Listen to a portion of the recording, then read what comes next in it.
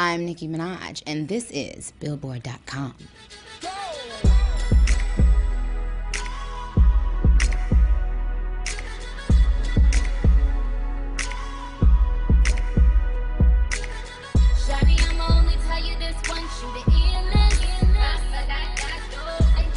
How did the album, recording this album, kind of change for you from the initially going into the studio?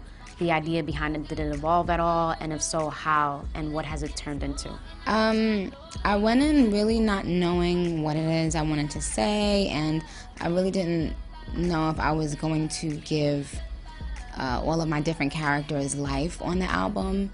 At one point, I was afraid as to, like, can every one of my characters be on the same album? And can, you know, and if I do that, can this album still be authentic, still be exciting, still be real? I honestly feel like every Nicki Minaj fan is gonna love the album. You know, whether you were vintage Nicki or new Nicki, you're going to love the album.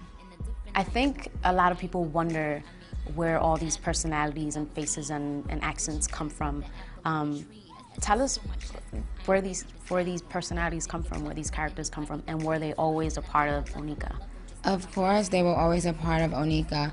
I would, like, get on everybody's nerve in the house singing, you know, Star Spangled Banner for, like, hours at a time and singing in weird voices. I would make up names for people. I still don't know why I did that. When I remember going to high school and I decided that I only wanted to put a B in front of people's names, and I didn't care what your name was. I thought you should have a B in front of your name. So if your name was, you know, Andrew, I would call you Bandrew, and if it was Ashley, I would call you Bashley. And my homegirl, one of my best friends, her name was Tembi. I called her Bemby. It's like, it always was there. I think hip-hop kind of, in the early stages, made me feel like I had to suppress that. Like, if it was corny to be me, but you know, lo and behold, there are tons of girls and tons of boys who appreciate all that craziness. And, you know, now I'm just like, yo, love it or hate it, this is me, you know, this is who I am. When he spoke Thai, never spoke lies, and he never broke fly. That's on my chest, let me get my cape on. He's so thugged out, ghost face and Raekwon. I think you spoke about, when we listened to the album in the studio over the summer, you spoke about the top 40 kind of stuff that's on the album. And then today you talked about the more hip-hop driven, like the more mixtape, Nicki stuff that your fans know you for. Explain to the fans the balance of that stuff so they know not to be afraid that something's gonna be left out. Yeah, you know, I value and honor and love and appreciate the fans that were here 2 years ago and 3 years ago, and the fans that was, you know, just coming to the club and rapping Itty Bitty Piggy with me. So those fans, rest assured, I have not strayed from that. I've given you guys ample Itty Bitty Piggy isms on Pink Friday. You know, I do like to switch it up and get more top 40-ish, but that just comes natural to me, and I don't want to suppress those desires just because I want to make one group of people happy. You guys don't have to be afraid thinking I'm going, you know, pop and I'm like leaving you. I'd never leave you, darling.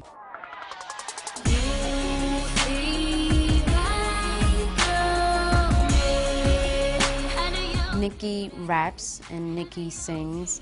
Is Nicki a dancer? Hell to the no. Hell to the no.